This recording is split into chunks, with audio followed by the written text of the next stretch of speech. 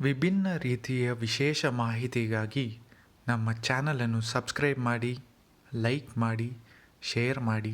ವಸಂತ ನವರಾತ್ರಿ ಬಂತು. ಇದನ್ನ ವಸಂತ ನವರಾತ್ರಿ ಅಂತ ಹೇಳ್ತಾರೆ, ಶ್ರೀರಾಮ ನವರಾತ್ರಿ, ಹಾಗೆ ಲಲಿತಾ ನವರಾತ್ರಿ ಅಂತ ಹೇಳ್ತೀವಿ.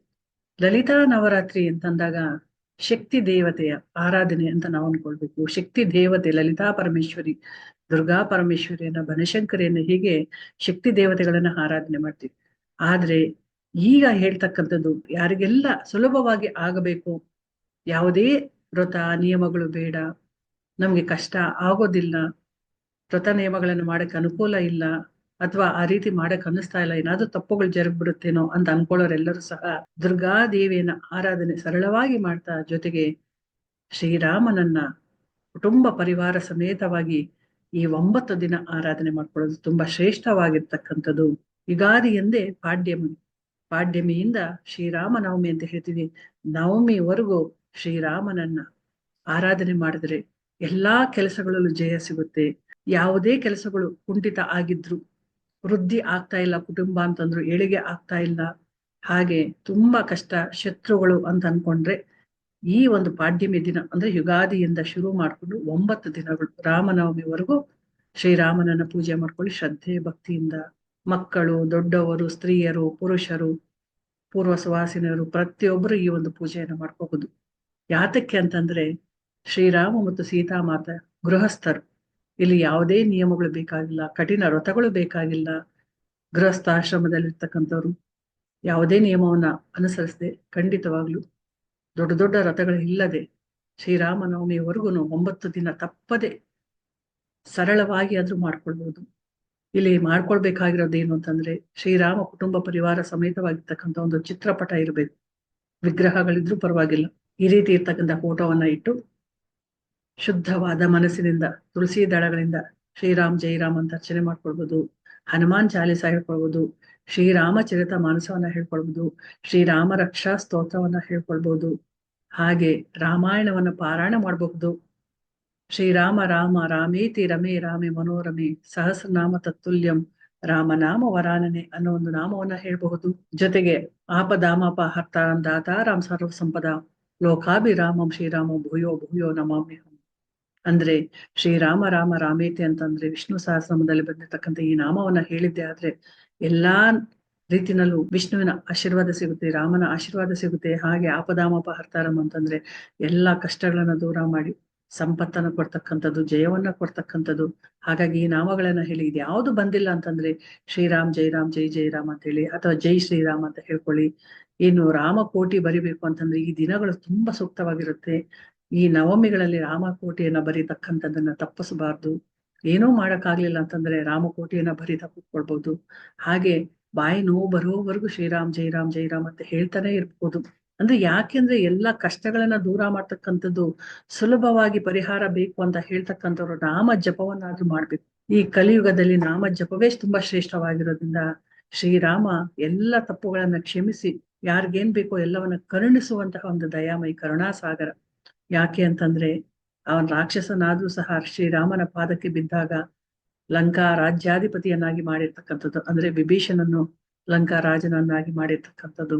ಹಾಗಾಗಿ ಏನೇ ತಪ್ಪುಗಳಾಗಿದ್ರು, ಏನೇ ತೊಂದರೆಗಳಿದ್ರು, ಏನೇ ಶತ್ರುತ್ವ ಬಾಧೆ ಇದ್ರೂ ಸಹ ರಾಮನ ಪಾದಗಳಿಗೆ ಶರಣಾಗತಿ ಆಗ್ಬಿಟ್ರೆ ಇಡೀ ಜೀವನ ಸುಖಕರವಾಗಿರುತ್ತೆ, ಮನೆ ವೃದ್ಧಿ ಆಗುತ್ತೆ, ಏಳಿಗೆ ಆಗುತ್ತೆ, ಸಂಸಾರ ಅನ್ನೋದು ಚೆನ್ನಾಗಿರುತ್ತೆ, ಮಕ್ಕಳಲ್ಲಿ ಆ ರಾಮನಂತಹ ಸದ್ಗುಣಗಳು ಬರುತ್ತೆ, ಕಾಯಿಲೆಗಳು ದೂರ ಆಗುತ್ತೆ. ರಾಮನಾಮ ಜಪ ಮಾಡೋದ್ರಿಂದ ಅನಾರೋಗ್ಯ ಅನ್ನೋದು ದೂರ ಆಗುತ್ತೆ, ದೇಹದ ಅಂಗಗಳ ರಕ್ಷಣೆ ಆಗುತ್ತೆ. ನೋಡಿ, ರಾಮರಕ್ಷಾ ಸ್ತೋತ್ರ ಹೇಳ್ತಾ ಇರೋದ್ರಿಂದ ಇಡೀ ದೇಹದ ಅಂಗಗಳ ರಕ್ಷಣೆ ಆಗುತ್ತೆ. ಗರ್ಭದಲ್ಲಿ ಶಿಶುವಿನ ಶಾರೀರಿಕ ಮಾನಸಿಕ ಆರೋಗ್ಯಕ್ಕಾಗಿ ಶ್ರೀರಾಮ ರಕ್ಷಾ ಸ್ತೋತ್ರವನ್ನು ಹೇಳ್ಕೊಳ್ಬೇಕು. ಅಂತರ್ಮನದಲ್ಲೂ ಸಹ ರಾಮನವಮಿಯ ಪ್ರಯುಕ್ತವಾಗಿ ಶ್ರೀರಾಮ ರಕ್ಷಾ ಸ್ತೋತ್ರವನ್ನ ಹೇಳ್ಕೊಡ್ತಾ ಇದೀವಿ, ಅರ್ಥ ಸಮೇತ, ಸಂಕಲ್ಪ ಸಮೇತ.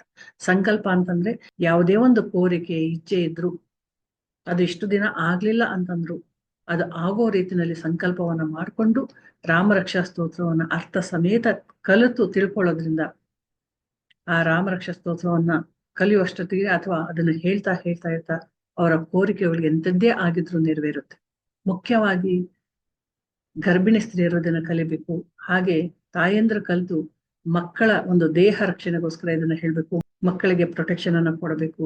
ಮಾನಸಿಕವಾದ ವ್ಯಾಧಿಗಳಿಂದ ಹಾಗೂ ಶಾರೀರಿಕ ರೋಗಗಳಿಂದ ಅವರನ್ನ ರಕ್ಷಣೆ ಮಾಡಬೇಕು. ಅಂಗಗಳು ಊನ ಆಗ್ತಾ ಇರುತ್ತೆ, ಅಥವಾ ಎಲ್ಲೋ ಬೀಳ್ತಾ ಇರ್ತಾರೆ, ಹೇಳ್ತಾ ಇರ್ತಾರೆ, ಕೈ ಕಾಲುಗಳಿಗೆ ಪೆಟ್ಟಾಗ್ತಾ ಇರುತ್ತೆ, ಅಥವಾ ತುಂಬಾ ಹಠ ಮಾಡ್ತಾ ಇರ್ತಾರೆ, ಬೇಡವಾದದ್ದನ್ನ ಕಲಿತಾ ಇರ್ತಾರೆ. ಇಂಥವರೆಲ್ಲರೂ ಸಹ ರಾಮರಕ್ಷೆಯನ್ನು ಕಲಿತು ಆ ಮಕ್ಕಳಿಗೆ ರಕ್ಷಣೆಯನ್ನು ಕೊಡಬಹುದು. ಹಾಗಾಗಿ ರಾಮರಕ್ಷಾ ಸ್ತೋತ್ರ ಅನ್ನೋದು ತುಂಬಾ ಶಕ್ತಿಯುತವಾಗಿರ್ತಕ್ಕಂಥದ್ದು. ಸಾಕ್ಷಾತ್ ಶ್ರೀರಾಮ ಮತ್ತು ಹನುಮಂತನೇ ಅವರ ರಕ್ಷಣೆಗೆ ನಿಂತಿರ್ತಾರೆ. ಯಾರ ಮನೆಯಲ್ಲಿ ರಾಮರಕ್ಷಾ ಸ್ತೋತ್ರ, ಹನುಮಾನ್ ಚಾಲಿಸ ಹೇಳ್ತಾ ಇರ್ತಾರೋ ಅಂತವ್ರನ್ನ ಅವರಿಬ್ರು ಸಹ ಕಾಪಾಡ್ತಾ ಇರ್ತಾರೆ.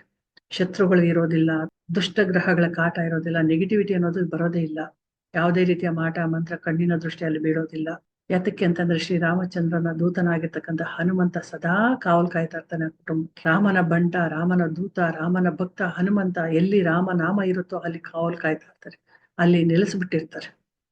ಆ ಕುಟುಂಬವನ್ನ, ಆ ವ್ಯಕ್ತಿಯನ್ನ ರಕ್ಷಣೆ ಮಾಡ್ತಾ ಇರ್ತಾರೆ. ನಿಮ್ಗೆಲ್ಲ ಗೊತ್ತಿರಬಹುದು, ವಿದೇಶಗಳಲ್ಲಿ ಸಹ ಶ್ರೀರಾಮ ರಕ್ಷಾ ಸ್ತೋತ್ರವನ್ನ ಹೇಳ್ತಕ್ಕಂಥ ಒಂದು ಮಗುವಿಗೆ ಯಾವ ರೀತಿ ಶ್ರೀರಾಮ ರಕ್ಷಣೆ ಕೊಟ್ಟ ಅಂತ ಹೇಳ್ಬಿಟ್ಟು ಆಕೆ ಸದಾ ರಾಮರಕ್ಷಾ ಸ್ತೋತ್ರವನ್ನ ಹೇಳ್ತಾ ಇರ್ತಾರೆ. ಅಂತ ಒಂದು ಸಂದರ್ಭದಲ್ಲಿ ಆಕೆ ಸ್ಕೂಲ್ಗೆ ಹೋಗ್ಬೇಕಾದ್ರೆ, ಆಕೆ ಹೋಗ್ತಕ್ಕಂತಹ ಕಾರ್ ಕೆಟ್ಟೋದಾಗ ಆಕೆ ನಡ್ಕೊಂಡು ಹೋಗುವಂತ ಪರಿಸ್ಥಿತಿ ಇರುತ್ತೆ. ಅಂತ ಸಂದರ್ಭದಲ್ಲಿ ಕೆಲವು ಪುಂಡರು ಇರ್ತಾರೆ, ಕೆಲವು ಅವರು ಹೋಗ್ತಕ್ಕಂಥ ಜಾಗದಲ್ಲಿ. ಆಗ ಆಕೆ ಹೋಗ್ತಾ ಇರ್ಬೇಕಾದ್ರೆ ಅವ್ರು ಯಾರು ಏನು ಮಾಡೋದೇ ಇಲ್ಲ, ಎಲ್ಲರನ್ನೂ ರೇಗಿಸ್ತಕ್ಕಂಥವ್ರು ಆಕೆನ ರೇಗಿಸೋದೇ ಇಲ್ಲ. ಅವ್ರ ಜೊತೆಲಿರ್ತಕ್ಕಂಥ ಸ್ನೇಹಿತರು ಹೇಳ್ತಾರೆ, ನಿನ್ನ ಹಿಂದೆ 4 ಜನ ಪೊಲೀಸರು ಬರ್ತಾ ಇದ್ರು, ಅದಕ್ಕೆ ಅವರು ರೇಗಿಸ್ಲಿಲ್ಲ ಅಂತೇಳಿ. ಅಂದ್ರೆ ಶ್ರೀರಾಮನ ಅನುಗ್ರಹ ಯಾವ ರೀತಿ ಇರುತ್ತೆ ಅಂತ ನೋಡ್ಕೊಳ್ಳಿ. ಒಂಟಿ ಆಗಿರ್ತಕ್ಕಂಥ ಸಂದರ್ಭದಲ್ಲಿ, ಶತ್ರುಗಳಿಂದ ತೊಂದರೆ ಆಗ್ತಕ್ಕಂಥ ಸಂದರ್ಭದಲ್ಲಿ, ಅಥವಾ ಅನಾರೋಗ್ಯ ಬಂದಂತಹ ಸಂದರ್ಭದಲ್ಲಿ ಶ್ರೀರಾಮ ತಾನೇ ರಕ್ಷಕನಾಗಿ ನಿಂತ್ಕೊಂಡ್ಬಿಡ್ತಾನೆ. ಹಾಗಾಗಿ ಶ್ರೀರಾಮ ರಕ್ಷಾ ಸ್ತೋತ್ರವನ್ನು ಪ್ರತಿಯೊಬ್ಬರು ಪ್ರತಿಯೊಂದು ಮನೆಯಲ್ಲಿ ಹೇಳ್ಬೇಕು. ಇದು ಒಂದು ಸುವರ್ಣಾವಕಾಶ. ಈ ವಸಂತ ನವರಾತ್ರಿಗಳಲ್ಲಿ ಶ್ರೀರಾಮ ರಕ್ಷಾ ಸ್ತೋತ್ರವನ್ನು ಕಲಿಯೋದು, ಹೇಳೋದು, ಪ್ರತಿನಿತ್ಯ ಅದನ್ನ ಪಠನೆ ಮಾಡೋದು, ಮಕ್ಕಳು ಕಲಿತು ಹೇಳೋದ್ರಿಂದ ಅವರ ಆರೋಗ್ಯ ಜೊತೆಗೆ ಅವರ ಹಣಕಾಸಿನ ಸಮಸ್ಯೆ, ವಿದ್ಯಾಭ್ಯಾಸದ ಸಮಸ್ಯೆ, ಉದ್ಯೋಗದ ಸಮಸ್ಯೆ, ಮದುವೆನಲ್ಲಿ ಬರ್ತಕ್ಕಂಥ ಸಮಸ್ಯೆಗಳು, ದಾಂಪತ್ಯದಲ್ಲಿ ಬರ್ತಕ್ಕಂಥ ಸಮಸ್ಯೆಗಳು ಎಲ್ಲವೂ ದೂರ ಆಗಿ ಶ್ರೀರಾಮನ ಆಶೀರ್ವಾದ ಸಿಗ್ತಕ್ಕಂಥದ್ದು. ಆದರ್ಶ ಪುರುಷ ಅಂತ ಶ್ರೀರಾಮನನ್ನ ಹೇಳ್ತೀವಿ. ಮನೆಗಳಲ್ಲಿ ಅಂತಹ ಮಕ್ಕಳು ಇರಬೇಕು, ಅಂತಹ ಕುಟುಂಬ ಇರಬೇಕು, ಆ ರೀತಿಯ ಒಂದು ಜೀವನ ನಡೆಸಬೇಕು.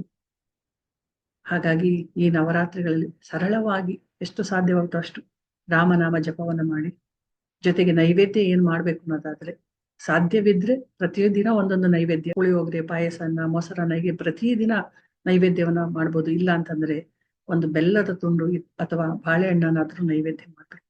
ಈ ರೀತಿ ಮಾಡಿ, ಸರಳವಾಗಿ ಮಾಡಿ, ಯಾವುದೇ ರೀತಿಯ ಅಡ್ಡಿ ಆತಂಕಗಳಿಂದ, ಮತ್ತೆ ಯಾವುದೇ ಕಾರಣಕ್ಕೂ ಮಾಂಸ ಮದ್ಯವನ್ನ ಸೇವಿಸಬಾರ್ದು. ಯಾರು ಇದನ್ನ ಮಾಡ್ಬೇಕು ಅಂತ ಅನ್ಕೊಳ್ತಾರೋ, ನಮ್ಗೆ ಒಳ್ಳೇದ್ ಆಗ್ಲೇಬೇಕು ಅನ್ಕೊಳ್ತಾರೋ ಅಂತವ್ರು ಈ ರೀತಿ ಮಾಡಿ. ಇಲ್ಲ, ರಾಮನಾಮ ಜಪವನ್ನ ಪ್ರತಿದಿನ ಮಾಡಿ. 9 ದಿನಗಳಲ್ಲಿ ಅಪಾರವಾದ ಶಕ್ತಿಯನ್ನ ಪಡಿತಕ್ಕಂಥದ್ದು, ಎಲ್ಲಾ ಕೆಲಸಗಳಲ್ಲೂ ಜಯವನ್ನ ಪಡಿತಕ್ಕಂಥದ್ದು ಯಾರಿಗೆ ಸಾಧ್ಯ ಆಗುತ್ತೋ ಅವರೆಲ್ಲ ಮಾಡ್ಕೊಂಡು ಈ ರೀತಿ ಮಾಡಿ ನೋಡಿ. ತುಳಸಿದಾಸರು, ರಾಮದಾಸರು, ತ್ಯಾಗರಾಜರು, ರಾಮಾನುಜಾಚಾರ್ಯರು, ಶ್ರೀರಾಮದಾಸರು ಇವರೆಲ್ಲರೂ ಸಹ ರಾಮನನ್ನ ಆರಾಧನೆ ಮಾಡಿರ್ತಕ್ಕಂಥದ್ದು. ಹಾಗಾಗಿ ರಾಮನಲ್ಲಿ ಅಪಾರವಾದ ಶಕ್ತಿ ಇದೆ. ಯಾರು ರಾಮ ಅಂತಾರೋ, ಶ್ರೀರಾಮ ಅಂತಾರೋ, ಜೈರಾಮ ಅಂತಾರೋ ಅವರೆಲ್ಲರ ಕೆಲಸದಲ್ಲೂ ಸಹ ಜಯವೇ. ಅವರನ್ನ ಸೋಲಿಸೋದಕ್ಕೆ ಸಾಧ್ಯನೇ ಆಗೋದಿಲ್ಲ. ಕುಟುಂಬದ ರಕ್ಷಣೆ ಅಂತಂದ್ರೆ ಅದು ಶ್ರೀರಾಮನ ಆಶೀರ್ವಾದ, ಶ್ರೀರಾಮನಾಮ ಜಪದಲ್ಲಿದೆ. ಜೊತೆಗೆ ಈ 9 ದಿನಗಳಲ್ಲಿ ದೇವಸ್ಥಾನದಲ್ಲಿ ಒಂದು ಸೇವೆ ಅಂತ ಮಾಡಿ, ಪ್ರಸಾದ ಸೇವೆಗೆ ಕೊಡಿ, ಅಭಿಷೇಕವನ್ನ ಮಾಡಿಸಿ, ಅಥವಾ ಅಲ್ಲಿ ಕಸವನ್ನ ಗುಡಿಸಿ ರಂಗೋಲಿಯನ್ನ ಹಾಕ್ಬಹುದು, ಶ್ರೀರಾಮನಾಮ ಜಪವನ್ನ ಹೇಳ್ಬೋದು, ಪ್ರದಕ್ಷಿಣೆಯನ್ನ ಮಾಡ್ಬೋದು. ಇಂತಹ ಅವಕಾಶಗಳು ಸಿಕ್ಕಿದಾಗ ಯಾವ ಕಾರಣಕ್ಕೂ ಮಿಸ್ ಮಾಡ್ಕೊಳ್ಬಾರ್ದು. ಎಷ್ಟು ಸೇವೆ ಮಾಡ್ತೀವೋ ಅದು ನಮ್ಮ ಭಾಗ್ಯ ಅನ್ಕೊಂಡು ಸೇವೆಯನ್ನ ಮಾಡ್ತಾ ಮಾಡ್ತಾ ಶ್ರೀರಾಮನ ಅನುಗ್ರಹಕ್ಕೆ ಪಾತ್ರ ಆಗ್ಬೋದು. ನಾವು ಒಂದ್ ಹೆಜ್ಜೆ ಮುಂದೆ ಹೋಗಿ ಏನಾದ್ರೂ ಮಾಡಕ್ ಹೋಗ್ತಾನೆ ಭಗವಂತ ನಮ್ಮನ್ನ ಕಾಪಾಡಕ್ಕೆ ಬರ್ತಕ್ಕಂಥದ್ದು. ಕೂತ ಜಾಗದಲ್ಲಿ ಏನೂ ಮಾಡಕ್ಕಾಗಲ್ಲ. ಒಂದು ಪ್ರಯತ್ನ ಅಂತ ಮಾಡ್ಬೇಕು, ಒಂದು ಸೇವೆ ಅಂತ ಮಾಡ್ಬೇಕು, ಒಂದು ಮನಸ್ಪೂರ್ವಕವಾಗಿ ಏನಾದ್ರೂ ಮಾಡಿದ್ರೆ ಪೂರ್ಣ ಆಶೀರ್ವಾದ ಸಿಗ್ತಕ್ಕಂಥದ್ದು.